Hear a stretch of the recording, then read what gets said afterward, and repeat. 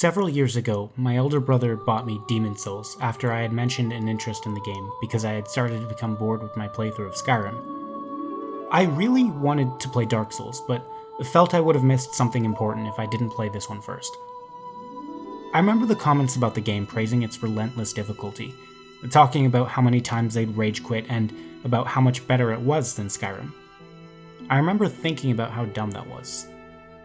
And then I remember thinking, what if it's not? Maybe it ends up being better than Skyrim in every possible way. And then I remember thinking, well, that's dumb. But as I began to play, I'd noticed something.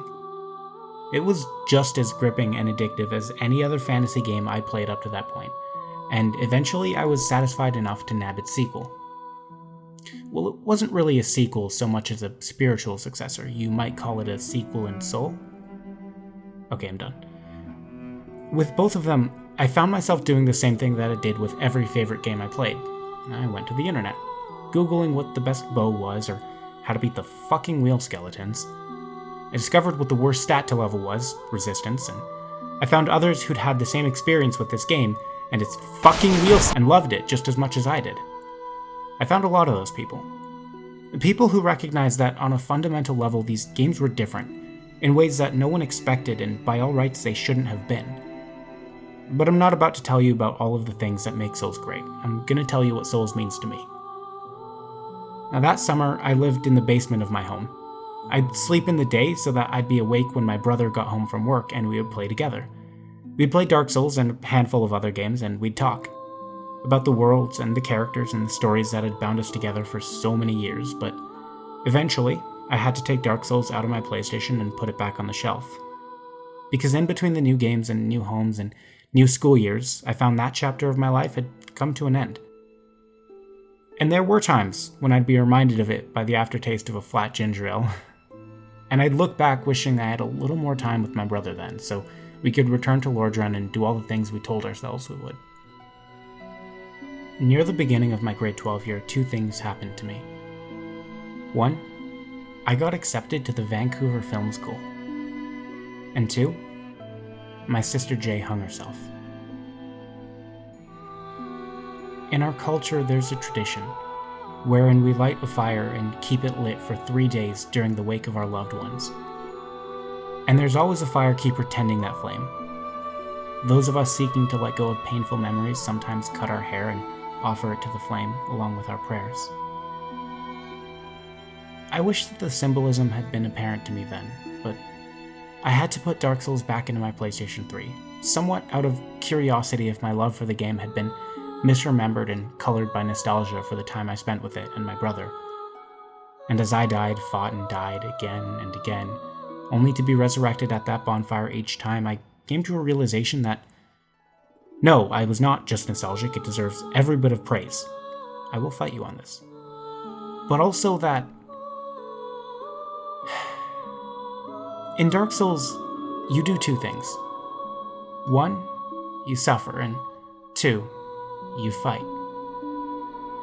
And after you face that final trial, before you stands a flame and a choice. To kindle it or let it die. And I kindled that fire, watching as its flames roared to life, dancing across my fingertips, engulfing me body and soul, because the fire that burned within me was the strongest of them all, and it burned so brightly that it illuminated the world and banished the dark from the sky. And then I learned that my fire could move mountains and scorch worlds. But that wasn't true. Because near the end of my grade 12 year, two things happened to me. One, I graduated. And two, my sister Nyx passed away in her sleep. Now forgive me if I'm stretching the allegory, but this is the disappointment that was Dark Souls 3. Because everything that we'd been taught and learned and accomplished along the way had been ripped away from us, and we had to start again from scratch, crawling through the remains of a broken world that was a shadow of itself, left only with the question of how and why is this the culmination of everything that we've achieved. And when we came to that final fire, it was the same choice but a different fire. Do we light it or let it die? And I lit that fire, and prayed that it would banish the dark from the sky, but it didn't. It crackled and wheezed. And so I sat down and stared into the flames, asking why. In life, there are two things we do, every moment of every day. One, we suffer. And two, we fight. We fight for another moment, another day, another night by the fireside with those we love. It's a quiet fight to find purpose and peace. Not to change the world, but to change ourselves.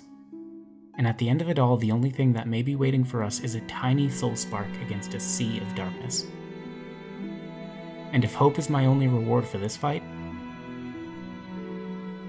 then you can be damn sure that I'm going to light that flame every single time.